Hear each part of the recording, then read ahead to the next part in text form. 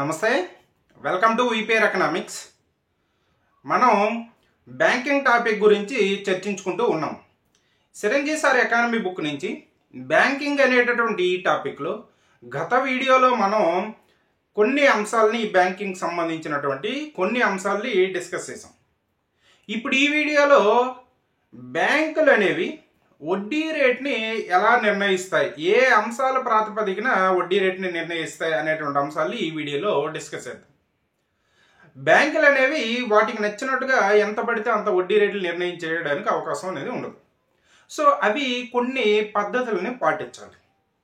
So వాటికి ఏ అంశాలని base చేసుకొని ఏ అంశాలని ఆధారంగా చేసుకొని బ్యాంకులు అనేవి రుణాలు ఇచ్చేటప్పుడు వడ్డీ రేట్ని నిర్ణయిస్తాయి అనేటటువంటి అంశాలు మనం ఈ వీడియోలో డిస్కస్ చేద్దాం. అది మొదటగా ఏంటంటే బీపీఎల్ఆర్ అంటే benchmark prime lending rate. Benchmark prime lending rate.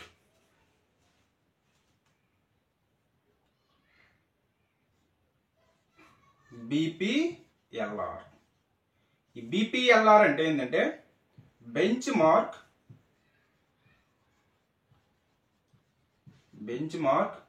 Prime lending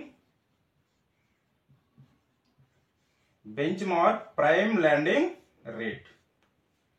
ఈ benchmark prime lending rate అనేది ఆర్బీఐ దీన్ని బ్యాంకులు అనేవి వడ్డీ రేట్ని నిర్ణయించడం కోసమని ఎప్పుడు ప్రవేశపెట్టిందంటే 2003 సంవత్సరంలో దీన్ని తీసుకురావడం అనేది జరిగింది. 2003 సంవత్సరంలో దీన్ని తీసుకురావడం అనేది జరిగింది. ఈ benchmark prime lending rate అనేది ఏం తెలియజేస్తుందంటే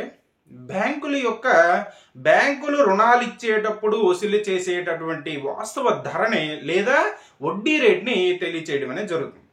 అదేవిధంగా బ్యాంకులు వసూలు చేసేటటువంటి వడ్డీ రేట్ని కూడా అదేవిధంగా బ్యాంకులు వసూలు చేసే ధర, బ్యాంకుల నిర్వహణ కోసం అయ్యేటటువంటి వ్యయాలు ఇవన్నీ కూడా ఇందులో నిక్షిప్తమై ఉంటాయి. అయితే ఈ benchmark prime lending rate అనేది ఆర్బీఐ యొక్క ద్రవ్య పరపతి సమీక్షలో చేసేటటువంటి నిర్ణయాలకు అనుగుణంగా ఇది పారదర్శకంగా లేకపోవడం వలన దీనిపైన సమీక్ష చేసి సూచనలు చేయడానికి దీపక్ మహంతి అధ్యక్షతన ఒక వర్కింగ్ గ్రూప్ కమిటీని నియమించడం అనేది జరిగింది. దీపక్ మహంతి.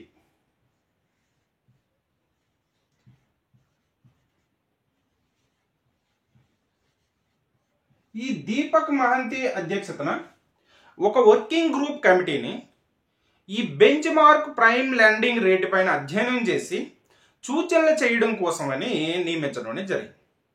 ఎందుకు? ఈ benchmark prime lending rate అనేది అంత ఎఫెక్టివ్గా పనిచేయట్లేదు, మానిటరీ పాలసీ ట్రాన్స్మిషన్ అనేది ఎఫెక్టివ్గా జరగట్లేదని దీనిని అధ్యయనం చేయడం కోసం ఈ మహంతి అధ్యక్షతన కమిటీని నియమించారు. ఈ దీపక్ మహంతి కమిటీ అనేది 2010లో ఈ దీపక్ మహంతి కమిటీ సూచనల మేరకు ఈ బీపీఎల్ఆర్ ప్లేస్లో 2010 జూలై 1 నుండి 2010 జూలై 1 నుండి బేస్ రేట్ విధానాన్ని తీసుకొచ్చారు. బేస్ రేట్ విధానాన్ని తీసుకురావడం అనేది జరిగింది. ఈ బేస్ రేట్ విధానంలో ఏంటంటే బ్యాంకులు అనేవి ఒక బెంచ్ మార్కు కంటే తక్కువ వడ్డీ రేటుకి రుణాలు ఇవ్వకూడదు. ఇప్పుడు ఎగ్జాంపుల్కి ఒక 2% బేస్ రేట్ అనుకోండి. సో ఈ 2% కంటే తక్కువ రేటుకి బ్యాంకులు అనేవి వడ్డీకి రుణాలు అనేది ఇవ్వకూడదు. సో 2% లేదా 2% కంటే ఎక్కువకి వడ్డీ రేటుకి ఇవ్వచ్చు. ఇలా ఈ బీపీఎల్ఆర్ స్థానంలో బేస్ రేట్ని తీసుకురావడం అనేది జరిగింది. అయితే ఈ బేస్ రేట్ నిర్ణయంలో కొన్ని అంశాలని ప్రాతిపదికగా తీసుకున్నారు. సో వడ్డీ రేట్ నిర్ణయించేటప్పుడు ఈ బేస్ రేట్ విధానంలో ప్రాతిపదికగా తీసుకున్నటువంటి అంశాలు ఏంటంటే సాధారణంగా బ్యాంకులు ఏ అంశాలని ప్రాతిపదికగా తీసుకుంటాయని కానీ మనం చూసుకున్నట్టయితే బ్యాంకులు నిర్వహణ కోసం కొంత వ్యయం అనేది అవుతుంది. సో ఆ నిర్వహణ వ్యయాన్ని తీసుకుంటారు. అలాగే బ్యాంకులు అనేవి కొంత లాభాన్ని ఆశిస్తాయి. సో కాబట్టి ఆ లాభాన్ని పరిగణలోకి తీసుకుంటారు. బ్యాంకులకు వచ్చేటటువంటి డిపాజిట్లలో కొంత సిఆర్ఆర్ రూపంలో ఆర్బీఐ దగ్గర ఉంచుతారు. దానిపైన ఎటువంటి వడ్డీ అనేది రాదు. సో దాని నిర్వహణ కోసం అయ్యేటటువంటి కాస్ట్ను కూడా ఇందులో ఇంక్లూడ్ చేయడం అనేది జరుగుతుంది. అలాగే ఈ బ్యాంకుల్లోకి వచ్చేటటువంటి డిపాజిట్లు ఉంటాయి కదా, టైం డిపాజిట్లు కావచ్చు, అదేవిధంగా కరెంట్ డిపాజిట్లు కావచ్చు, లేదనుకుంటే ఫిక్స్డ్ డిపాజిట్లు కావచ్చు, ఇలా ఏదోని మనకి సేవింగ్ డిపాజిట్లు కావచ్చు. ఏ డిపాజిట్ల పైన కరెంట్ డిపాజిట్లకు వడ్డీ ఉండదు, కానీ ఈ డిపాజిట్ల పైన బ్యాంకులు అనేవి వడ్డీలు అనేవి ఇస్తాయి కదా. సో దానినే ఏమంటామంటే కాస్ట్ ఆఫ్ ఫండ్ అంటాం. అంటే బ్యాంకులకు వచ్చే డిపాజిట్ల పైన బ్యాంకులు చెల్లించేటటువంటి వడ్డీ కూడా ఉంటుంది. సో వీటన్నిటిని ఈ 4 అంశాలని పరిగణలోకి తీసుకొని బేస్ రేట్ని నిర్ణయించడం అనేది జరుగుతుంది. ఇలా ఏ అంశాలను పరిగణలోకి తీసుకుంటారంటే, ఒకటి కాస్ట్ ఆఫ్ ఫండ్, రెండవది మెయింటైనింగ్ సిఆర్ఆర్,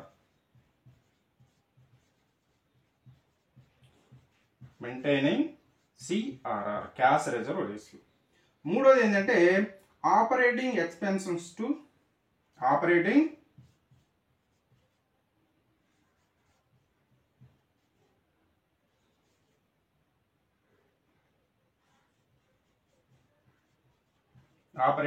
ఎక్స్పెన్సెస్. నాలుగో అంశం ఏంటంటే మినిమం రేట్ ఆఫ్ రిటర్న్స్,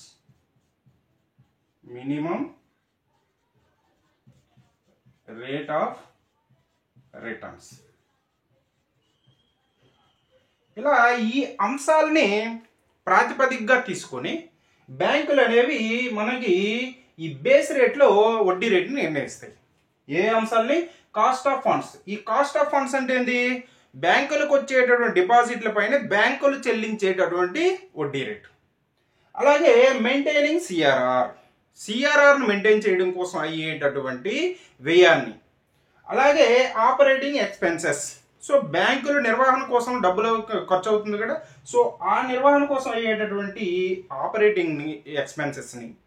అలాగే మినిమం రేట్ ఆఫ్ రిటర్న్స్. బ్యాంకులు అనేవి కొంత లాభార్జనతో పనిచేస్తాయి కాబట్టి కొంత లాభాన్ని వెనకేసుకోవడానికి ట్రై చేస్తాయి. సో ఈ విధంగా ఈ అంశాలని ప్రాతిపదికగా తీసుకొని బేస్ రేట్ విధానంలో వడ్డీ రేటు నిర్ణయించడం అనేది జరిగింది. అయితే ఏం జరిగిందంటే ఈ బేస్ రేట్ విధానం కూడా బీపీఎల్ఆర్ స్థానంలో బేస్ రేట్ తీసుకొచ్చారు. ఈ బేస్ రేట్ విధానం కూడా మానిటరీ పాలసీ ట్రాన్స్మిషన్కి అంత ఎఫెక్టివ్గా పనిచేయట్లేదు. నార్మల్గా మనకి మానిటరీ పాలసీ ట్రాన్స్మిషన్ అంటే ఏంది? ఇప్పుడు ఆర్బీఐ అనేది ఆర్థిక వ్యవస్థలో ద్రవ్య సప్లైని తగ్గించడానికి పెంచడానికి కొన్ని కంట్రోల్ మెజర్స్ తీసుకుంటుంది. ఎగ్జాంపుల్కి రెపో రేట్ని పెంచడం కావచ్చు. సో రెపో రేట్ని పెంచేటప్పుడు ఏమవుద్ది? బ్యాంకులు కూడా వడ్డీ రేట్ని పెంచాలి. సో దాని వలన ద్రవ్య సప్లై అనేది ఏ ఆర్థిక వ్యవస్థలో తగ్గుతుంది. ఇలా లేదనుకుంటే రెపో రేట్ని తగ్గిస్తే బ్యాంకులు అనేవి వడ్డీ రేట్లు తగ్గిస్తాయి. సో ఆర్థిక వ్యవస్థలో ద్రవ్య సప్లై పెరుగుతుంది. ఇలాంటి ఎఫెక్ట్ అనేది జరగాలి. కానీ ఇక్కడ ఏం జరుగుతుందంటే ఆ ఎఫెక్ట్ అనేది కనిపించట్లేదు. ఎందుకోసం కనిపించట్లేదు అంటే వీళ్ళు ఏం చేశారంటే, నార్మల్గా ఎగ్జాంపుల్కి ఇప్పుడు కాస్ట్ ఆఫ్ ఫండ్స్ ఒక 1% అనుకుందాం, సిఆర్ఆర్ మెయింటెనెన్స్కి ఒక 2% అనుకుందాం, ఆపరేటింగ్ ఎక్స్పెన్స్ ఒక 1% అనుకుందాం, మినిమం రేట్ ఆఫ్ రిటర్న్స్ ఒక 2% అనుకుందాం. సో ఈ విధంగా ఎంత అవుతుంది? మనకి 6%కి మనం బేస్ రేట్కి నిర్ణయించాలి. 6% ఇంట్రెస్ట్ రేట్ అనేది ఈ బేస్ రేట్ పద్ధతిలో నిర్ణయించాలి. అయితే ఇక్కడ ఒక అంశాన్ని వీళ్ళు పరిగణలోకి తీసుకోలేదు. ఏ అంశాన్ని అంటే రెపో రేట్ని పరిగణలోకి తీసుకోలేదు. రెపో రేట్ని పరిగణలోకి తీసుకోకుండా ఏం చేశారంటే ఈ కాస్ట్ ఆఫ్ ఫండ్ ఉంది కదా, ఈ కాస్ట్ ఆఫ్ ఫండ్స్లో యావరేజ్ కాస్ట్ని తీసుకున్నారు. యావరేజ్ కాస్ట్ ఆఫ్ ఫండ్ని తీసుకున్నారు. దాని వలన ఏమవుతుందంటే ఈ రెపో రేట్ని పెంచినా తగ్గించినా ఈ కాస్ట్ ఆఫ్ ఫండ్స్ అనేవి వినియోగదారుడికి ఖాతాదారుడికి బదిలీ అవ్వడం లేదు. ఎలా అంటే ఎగ్జాంపుల్కి ఏం జరిగిందంటే 2015 జనవరి నుండి 2016 ఏప్రిల్ మధ్యలో ఆర్బీఐ అనేది ఈ బేస్ పాయింట్లని 125 బేస్ పాయింట్లు తగ్గించింది. కానీ ఈ బేస్ పాయింట్లు 125 బేస్ పాయింట్లు తగ్గిస్తే బ్యాంకులు కూడా ఎంత తగ్గించాలి? 125 బేస్ పాయింట్లు తగ్గించాలి. కానీ వీళ్ళు ఎంత తగ్గించారంటే 60 మాత్రమే తగ్గించడం అనేది జరిగింది. అంటే సగానికి సగం వీళ్ళు తక్కువగా తగ్గించారు. దాని వలన ఏమవుతుందంటే ఆర్బీఐ తీసుకునేటటువంటి ఈ ద్రవ్య విధాన పరమైన నిర్ణయాల వలన ఖాతాదారునికి ఈ ఎఫెక్ట్ అనేది బదిలీ అవ్వడం లేదు. అంటే రెపో రేటు తగ్గిస్తే ఈ వడ్డీ రేట్లు తగ్గాలి, రెపో రేటు పెంచితే వడ్డీ రేట్లు పెరగాలి. అలా కాకుండా ఇది తక్కువగా ఈ ఎఫెక్ట్ అనేది తక్కువగా కనబడుతుంది. ఇది కూడా వడ్డీ రేట్ నిర్ణయంలో, మానిటరీ పాలసీ ట్రాన్స్మిషన్లో ఈ బేస్ రేట్ విధానం కూడా అంత ఎఫెక్టివ్గా పనిచేయలేదు. ఇంకొక సమీక్ష ఏంటంటే ఈ బేస్ రేట్ విధానంలో వీళ్ళు ఈ సమీక్షని, ఈ వడ్డీ రేట్ సమీక్షని దీర్ఘకాలంలో చేస్తారు. దీర్ఘకాలంలో చేయడం అనేది జరుగుతుంది. దీర్ఘకాలంలో వడ్డీ రేట్ సమీక్ష చేస్తారు. సమీక్ష ఈ విధానం పైన సమీక్ష అనేది దీర్ఘకాలంలో చేస్తారు. అదేవిధంగా కాస్ట్ ఆఫ్ ఫండ్స్లో వీళ్ళు రెపో రేట్ని పరిగణలోకి తీసుకోలేదు. ఈ రెపో రేట్ని పరిగణలోకి తీసుకోకుండా ఏం చేశారు? యావరేజ్ కాస్ట్ ఆఫ్ ఫండ్ అని తీసుకుంటారు. సగటు వ్యయాన్ని తీసుకోవడం అనేది జరిగింది. సో దాని వలన ఈ రెపో రేటు ఎఫెక్ట్ అనేది మానిటరీ పాలసీ ట్రాన్స్మిషన్ కోసం చేసేటటువంటి చర్యలు అనేవి దీనిపైన ఎఫెక్టివ్గా పనిచేయట్లేదు. అప్పుడు ఏం చేశారంటే దీని స్థానంలో వడ్డీ రేట్ నిర్ణయం కోసం ఇంకొక పద్ధతిని తీసుకురావడం అనేది జరిగింది. ఆ పద్ధతి MCLR. ఆ పద్ధతి ఏంటంటే MCLR. ఈ MCLR అంటే ఏంటంటే marginal cost of fund, marginal cost of fund lending rate, fund lending rate. ఈ marginal cost of fund lending రేట్ని ఈ బేస్ రేట్ స్థానంలో ఈ marginal cost of fund lending రేట్ని తీసుకురావడం అనేది జరిగింది. దీన్ని ఎప్పుడు తీసుకొచ్చారంటే 2016 ఏప్రిల్లో తీసుకురావడం అనేది జరిగింది. 2016 ఏప్రిల్లో దీన్ని తీసుకురావడం అనేది జరిగింది. ఇలా దీని స్థానంలో MCLRని తీసుకొచ్చారు. ఈ MCLR అనేది ఈ బేస్ రేట్ విధానం కంటే ఎఫెక్టివ్గా పనిచేస్తుంది. అలాగే ఈ MCLRలో మార్జినల్ కాస్ట్ ఆఫ్ ఫండ్కు బదులుగా రెపో రేట్ని పరిగణలోకి తీసుకున్నారు. రెపో రేట్ని పరిగణలోకి తీసుకున్నారు. దీన్ని ఈ MCLRని ప్రతి నెల సమీక్ష అనేది చేయాలి. సో ప్రతి నెల సమీక్ష చేసేటప్పుడు ఏమవుతుంది?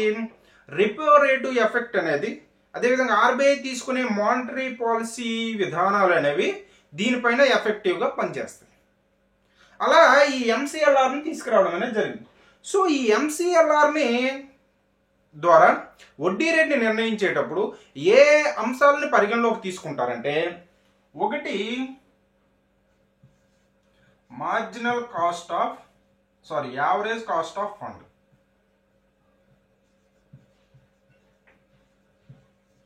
Average cost of fund, average cost of fund. ఇక్కడ ఏంది? కాస్ట్ ఆఫ్ ఫండ్స్ అనేది తీసుకొని ఇందులో రెపో రేట్ అనేది పరిగణలోకి బ్యాంకులు తీసుకోకపోవడం వలన మానిటరీ పాలసీ ట్రాన్స్మిషన్ అనేది జరగట్లేదు. ఇక్కడ ఏం తీసుకున్నారు? యావరేజ్ కాస్ట్ ఆఫ్ ఫండ్ అని తీసుకుని రెపో రేట్కి అధిక ప్రాధాన్యత ఇవ్వడం అనేది జరిగింది. రెపో రేట్కి అధిక ప్రాధాన్యత ఇవ్వడం అనేది జరిగింది. రెపో రేట్ని పరిగణలోకి తీసుకోవడం అనేది జరిగింది.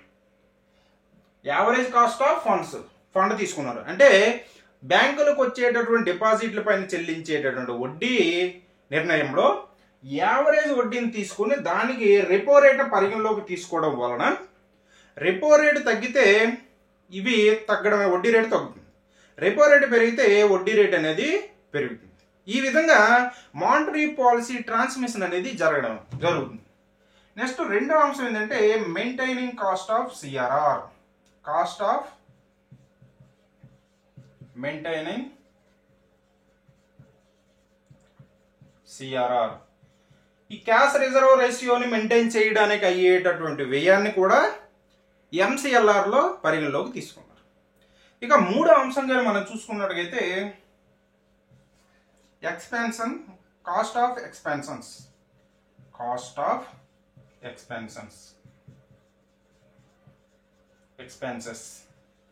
సో నిర్వహణ వ్యయాన్ని పరిగణలోకి తీసుకున్నారు. నెక్స్ట్ నాలుగో అంశం ఏంటంటే టెన్యూర్ ప్రీమియం. టెన్యూర్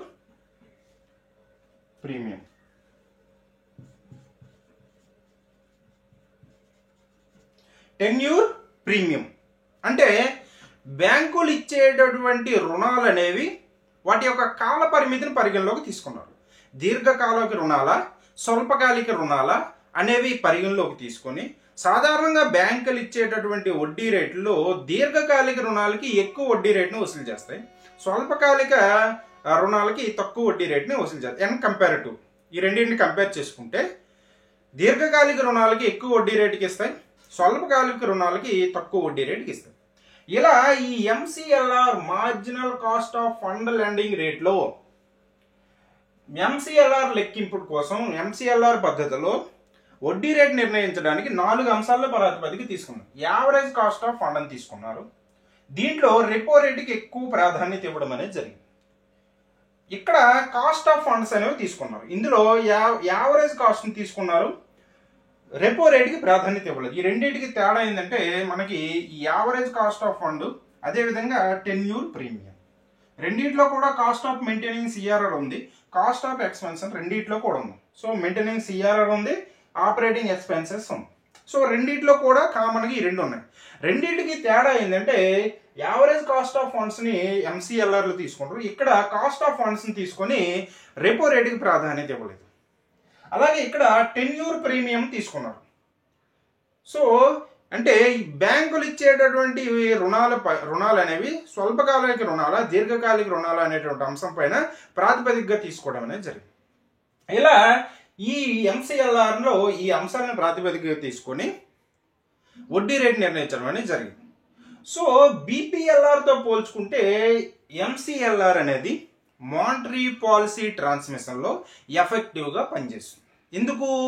రెపో రేట్ని పరిగణలోకి తీసుకోవడం వలన మానిటరీ పాలసీ ట్రాన్స్మిషన్ ద్రవ్య పరపతి సమీక్షలో తీసుకునేటటువంటి నిర్ణయాలు అనేవి దీనిపైన వెంటనే ఎఫెక్ట్ అనేది పడుతుంది. అలాగే ఈ బీపీఎల్ఆర్లో దీర్ఘకాలంలో సమీక్ష అనేది జరుగుతుంది. ఈ ఎంసీఎల్ఆర్లో సమీక్ష అనేది ఇక్కడ దేన్ని పరిగణలోకి తీసుకున్నారు? రెపో రేట్ని పరిగణలోకి తీసుకున్నారు. అలాగే ఇది నెలకి ఒకసారి సమీక్ష అనేది జరగదు, నెలకు ఒకసారి సమీక్ష అనేది చేస్తారు. సో నెలకు ఒకసారి సమీక్ష చేసేటప్పటికి ఏం జరుగుతుంది? ఈ రెపో రేటు ప్రభావం అనేది దీనిపైన ఉంటుంది. కాబట్టి రెపో రేటు పెరిగితే వడ్డీ రేట్లు పెరుగుతాయి, రెపో రేటు తగ్గితే వడ్డీ రేట్లు తగ్గడం వలన వినియోగం పెరుగుతుంది, పెట్టుబడి పెరుగుతుంది. ఇలా ఎఫెక్ట్ అనేది ద్రవ్య వ్యవస్థ పైన పడుతుంది. అందుకోసమనే ప్రస్తుతం ఈ ఎంసీఎల్ఆర్ ఆధారంగా వడ్డీ రేట్ల నిర్ణయం అనేది జరుగుతుంది. అయితే ఆర్బీఐ అనేది 2011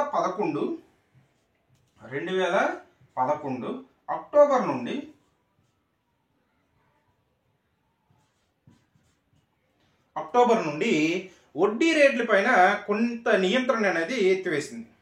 ఏ వడ్డీ రేట్ల పైన అంటే ఇప్పుడు పొదుపు డిపాజిట్లో ₹1,00,000 కంటే ₹1,00,000 డిపాజిట్ల వరకు అన్ని బ్యాంకుల్లో కూడా వడ్డీ రేటు ఒకే విధంగా ఉంటుంది.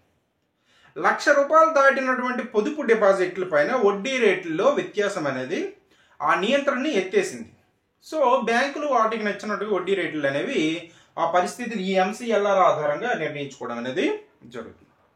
పొదుపు డిపాజిట్లు 1,00,000 వరకు ఉన్నటువంటి పొదుపు డిపాజిట్లు అన్ని బ్యాంకుల్లో కూడా ఒకే రకమైనటువంటి వడ్డీ రేట్ అనేది ఉంటుంది. 1,00,000 దాటినటువంటి వడ్డీ రేట్లు, 1,00,000 దాటిన వడ్డీ రేట్ల పైన విచక్షణ అనేది అంటే వడ్డీ రేట్లో వ్యత్యాసం అనేది ఉండడం అనేది జరుగుతుంది. ఇది మనకి benchmark prime lending rate, అదేవిధంగా marginal cost of lending rate. ఈ రెండింటి గురించి మనం చెప్పుకోవడం అనేది జరిగింది. బీపీఎల్ఆర్ అంటే benchmark prime lending rate. దీనిని బ్యాంకులు అనేవి ఇచ్చేటటువంటి రుణాలపైన వడ్డీ రేటు నిర్ణయించడం కోసమని 2003 సంవత్సరంలో RBI దీన్ని తీసుకురావడం అనేది జరిగింది. సో ఈ benchmark prime lending rate అనేది ఏం తెలియజేస్తుందంటే బ్యాంకులు ఇచ్చేటటువంటి రుణాలపైన విధించేటటువంటి వాస్తవ ధరని లేదా వాస్తవ వడ్డీని తెలియజేస్తుంది. అయితే ఇది ద్రవ్య విధాన కార్యకలాపాలలో అంత ఎఫెక్టివ్గా పనిచేయటం లేదు కాబట్టి దీనిపైన సమీక్ష చేసి సూచనలు చేయడం కోసం దీపక్ మహంతి అధ్యక్షతన ఒక వర్కింగ్ గ్రూప్ కమిటీని నియమించారు. ఈ దీపక్ మహంతి కమిటీ అధ్యయనం చేసి 2010 జూలై 1న బేస్ రేట్ విధానాన్ని సూచించింది.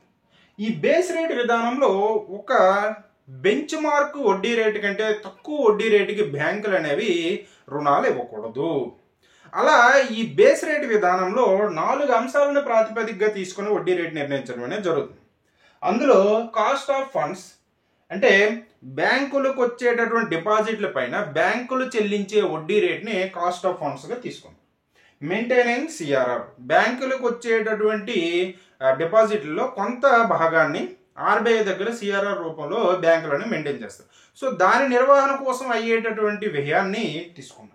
అలాగే ఆపరేటింగ్ ఎక్స్పెన్సెస్ బ్యాంకుల నిర్వహణ కోసం అయ్యేటటువంటి వ్యయాలని పరిగణలోకి తీసుకుంది. అలాగే మినిమం రేట్ ఆఫ్ రిటర్న్స్ అంటే బ్యాంకులు కొంత లాభాలని ఆశిస్తాయి కదా, ఆ లాభాలని పరిగణలోకి తీసుకుంది. ఇలా ఈ 4 అంశాలని పరిగణలోకి తీసుకుని ఈ బేస్ రేట్ విధానంలో వడ్డీ రేటు నిర్ణయించారు. అయితే ఇందులో కొన్ని లోపాలు అనేవి ఉన్నాయి. ఈ బేస్ రేట్ విధానంలో ఏం జరుగుతుందంటే మానిటరీ పాలసీ ట్రాన్స్మిషన్ అనేది జరగట్లేదు. అంటే RBI తీసుకునే ద్రవ్య వ్యవస్థ పైన ద్రవ్య విధాన సమీక్షలో RBI తీసుకునే చర్యలు అనేవి ఎఫెక్టివ్గా పనిచేయట్లేదు.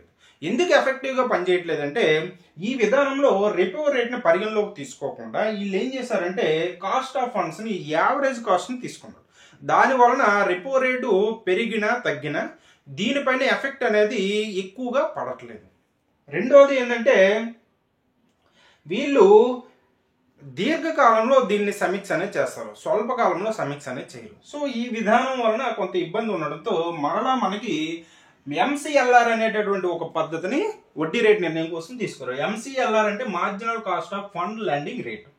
దీన్ని 2016 ఏప్రిల్ నుంచి ఇంప్లిమెంటేషన్ చేశారు.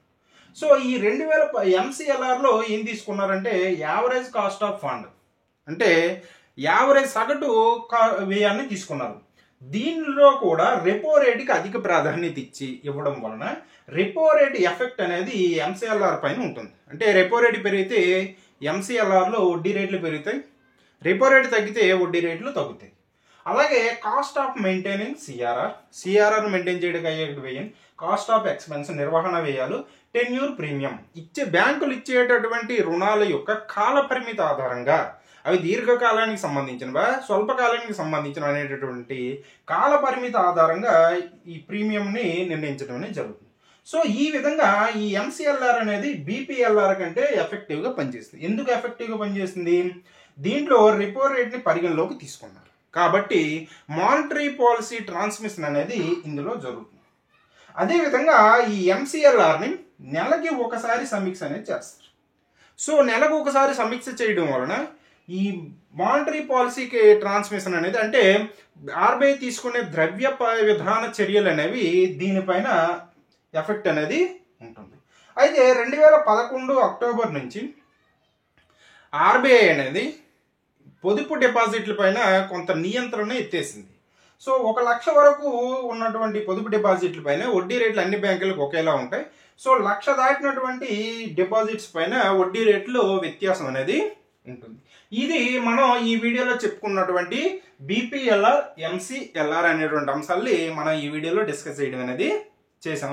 నెక్స్ట్ వీడియోలో మరికొన్ని అంశాలు ఈ బ్యాంకులకి సంబంధించినటువంటి కొన్ని ఇతర అంశాలు అనేవి అంటే మన చిరంజీవి సార్ బుక్లో లేనటువంటి వేరే బుక్లో ఉన్నటువంటి అంశాలని కొన్ని అంశాలని మనం తెలుసుకోవడం అనేది జరుగుతుంది. ఇది ఈ వీడియోలో మనం చెప్పుకున్నటువంటి అంశం. ఈ వీడియో కనుక మీకు నచ్చినట్టయితే లైక్ చేయండి, షేర్ చేయండి, సబ్స్క్రైబ్ చేయండి. Thank you.